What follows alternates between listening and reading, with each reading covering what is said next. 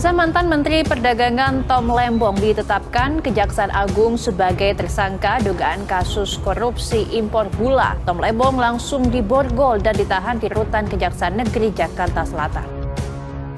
Mantan Gubernur DKI Jakarta Anies Baswedan menanggapi ditetapkannya Tom Lembong menjadi tersangka atas kasus dugaan korupsi terkait kegiatan importasi gula di Kementerian Perdagangan tahun 2015-2016. Mantan juru bicara Anies Baswedan, Ges Khalifa, menduga penangkapan Tom Lembong sebagai upaya balas dendam Pilpres 2024. Dalam penanganan perkara terkait importasi gula ini, ya 2015-2016, sekali lagi saya nyatakan bahwa di sini tidak ada politisasi hukum. Kalian masih ingat Tom Lembong, salah seorang pendananya Anies Baswedan ketika Pilpres kemarin? Kalian perhatikan dulu, ditangkap kejaksaan. Pokoknya 2 minggu ini Anies Baswedan nggak mau keluar rumah. Dia ingin berusaha untuk menghindari media sosial. Udah ketangkap pendananya. Sudah pasti nanti yang ditanyakan sama dia, Pak Anies, apa Pak Anies tidak tahu bahwa saya dana kampanye yang Bapak pakai itu adalah hasil uang haram? Assalamualaikum warahmatullahi wabarakatuh. Ya, kembali lagi bersama saya di channel Gosip Politik ya. Oke, di kesempatan kali ini saya ada berita yang sangat menarik ya, di mana tim pemenangan Anies Baswedan pada Pilpres lalu ya terjerat kasus korupsi impor gula yang menyebabkan kerugian sebesar 400 miliar rupiah ya. Anies pun tak tinggal diam melihat kawannya ditetapkan sebagai tersangka korupsi ya. Ia pun secara tegas membela Tom Lembong melalui cuitan di akun Twitternya ya. Ges Khalifa yang juga merupakan loyalis dari Anies Baswedan juga tidak tinggal diam. Dia menegaskan bahwa Tom Lembong adalah orang yang lurus dan tidak tricky ya. Ges juga menjelaskan bahwa penangkapan Tom Lembong adalah politisasi hukum ya. Inilah harga yang harus dibayar oleh Tom Lembong ketika dia berani melawan penguasa, kata Ges Khalifa ya. Ya, apapun pembelaannya itu tidaklah berguna kalau bukti-bukti sudah terkumpul dan dikantongi oleh Kejaksaan Agung ya. Di sini pihak Kejaksaan Agung pun membantah Ges Khalifa soal politisasi tersebut. Seperti apa beritanya? Mari kita simak saja di video berikut ini. Mantan juru bicara Anies Baswedan, Ges Khalifa, menduga penangkapan Tom Lembong sebagai upaya balas dendam Pilpres 2024. Pasalnya Tom Lembong dinilai cukup keras melawan pemerintah saat menjadi tim pemenangan Anies Baswedan di Pilpres 2024. Seperti dimuat Tribunnews.com, Ges Khalifa pun tidak yakin Tom Lembong terlibat dalam kasus korupsi impor gula di Kementerian Perdagangan pada tahun 2015-2016. Mantan Gubernur DKI Jakarta Anies Baswedan menanggapi ditetapkannya Tom Lembong menjadi tersangka atas kasus dugaan korupsi terkait kegiatan importasi gula di Kementerian Perdagangan tahun 2015-2016. Dalam akun Twitter pribadi miliknya, Anies mengungkapkan bahwa dirinya telah mengenal sosok Tom Lembong hampir 20 tahun lamanya.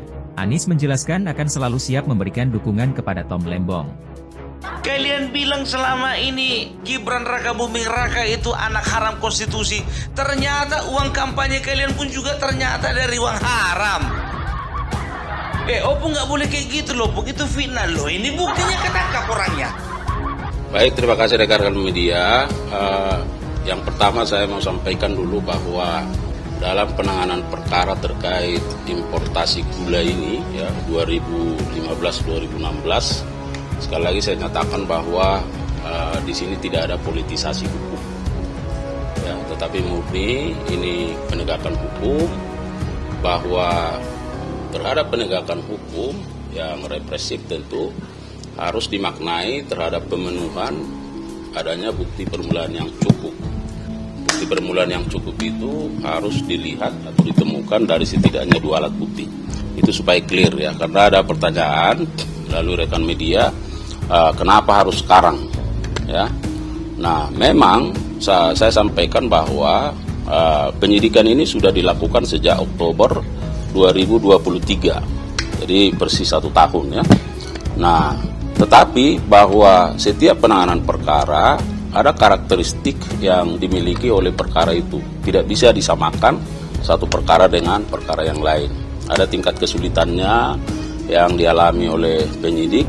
Nah, oleh karenanya kemarin saya sampaikan bahwa selama kurun waktu 1 tahun ini bahwa penyidik terus melakukan penggalian terus melakukan pengkajian dan terus melakukan pendalaman terhadap bukti-bukti yang diperoleh.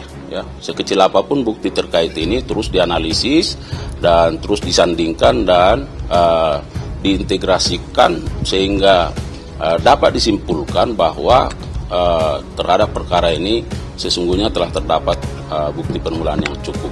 Terkait dengan pemeriksaan yang bersangkutan sejak kurun waktu 2023 sudah 3 kali diperiksa sebagai saksi, dan kemarin tentu beliau dipanggil, yang bersangkutan dipanggil sebagai saksi, dan setelah dilakukan pemeriksaan sebagai saksi, penyidik melakukan ekspos gelar perkara, kemudian menetapkan yang bersangkutan sebagai tersangka.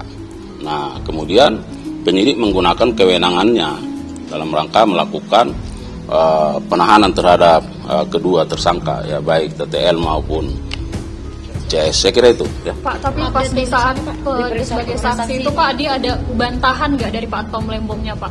Ada bantahan sempat ada bantahan sebelum jadi tersangka Pak? Ya, saya kira namanya berita acara pemeriksaan itu sifatnya tanya jawab ya. Nah, tapi bahwa penyidik kan juga memiliki bukti-bukti lain. Itu yang saya sebutkan tadi bahwa bukti-bukti itu kan kalau kita mengacu ke pasal 184 KUHP, setidaknya ada 5 alat bukti di situ. Jadi tidak hanya tergantung kepada keterangan tersangka. Pak, update-nya Pak, bagaimana Pak untuk pemeriksaan saksi? Apakah akan ada penambahan saksi lagi atau akan ada tersangka baru lagi Pak? Nah, terkait dengan pemeriksaan saksi tentu ini menjadi kebutuhan penyidikan ya. Jadi ya penyidik akan terus melihat apakah memang masih diperlukan apakah penambahan saksi atau penambahan keterangan, ya kan? Nah, tentu kalau memang masih harus dibutuhkan pendalaman terkait dengan keterangan-keterangan dari pihak terkait, nah, itu akan dilakukan.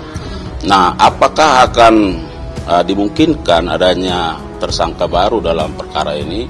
Itu sangat tergantung dengan apakah ada bukti permulaan yang cukup setidaknya diperoleh dari 2 alat bukti untuk menentukan seseorang menjadi tersangka atau tidak. Setiap kemungkinan itu ada.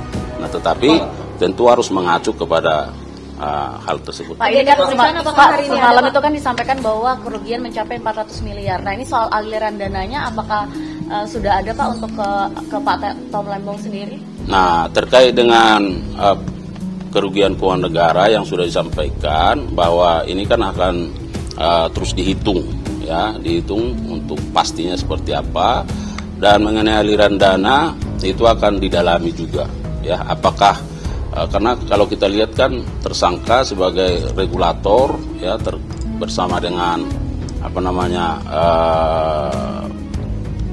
dari PPI dan perusahaan-perusahaan itu.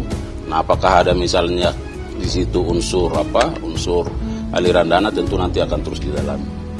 Jadi untuk hari ini penggeledahan lanjutan masih Pak dekat rumah ini? Nah, hingga saat ini belum. Ya, jadi bukti-bukti yang sudah diperoleh itu akan didalami, itu akan diintensifkan, dan misalnya kalau ada penambahan keterangan yang dibutuhkan, penyidik akan melakukan. Pak, jadi untuk fee atau keuntungan yang didapat sama Tom Lembong ini? Ya, nanti itu sangat tergantung dari keterangan-keterangan ya yang akan dilakukan. Itu yang saya sebutkan tadi dari beberapa pihak, misalnya dari 8 perusahaan itu, ya kan dia mendapat keuntungan. Nah, apakah misalnya ada aliran dana terhadap siapa saja? Nah, itu nanti sangat tergantung dengan keterangan yang akan berkembang. Pak, dikatakan ada mengalami, pas itu beliau itu kan mengalami kekurangan Pak, dan itu pas rakor, dan pas rakor itu katanya dihadiri juga oleh Menko Perekonomian. Apakah nanti Menko Perekonomian juga dipanggil sebagai saksi atau gimana Pak? Nah, nanti itu terkait dengan kebutuhan penyidikan ya, kita lihat penyidik yang memahami apa menjadi kebutuhannya. Pak, dalam pemeriksaan itu penyidik menanyakan nggak sih Pak ke Pak Lembong terkait dengan aliran dana ke kampanye? Ya, itu sangat terkait dengan kebutuhan penyidikan. Ya, saya kira terkait dengan substansi ya. Nanti kita lihatlah bagaimana perkembangannya.